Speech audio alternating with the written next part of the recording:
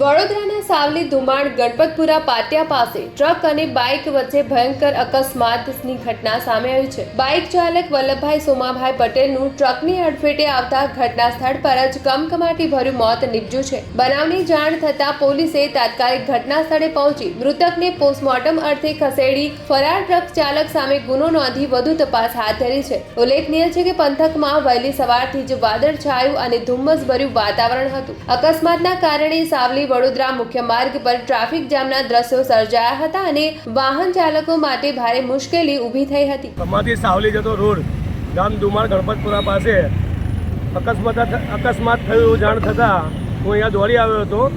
અહીંયા સ્થળ પર આવતા એક ટ્રક ચાલકે બાઇક સવારને ટક્કર મારતા મૃત્યુ પામેલ છે। એ મૃત્યુ પામેલનું નામ વલ્લભભાઈ સોમાભાઈ પટેલ છાસરા ગામના છે અને સ્થળ પર જ મૃત્યુ પામે છે। પોલીસને જાણ કરતાં પોલીસ આવી છે। પોલીસની કાર્યવાહી ચાલુ છે।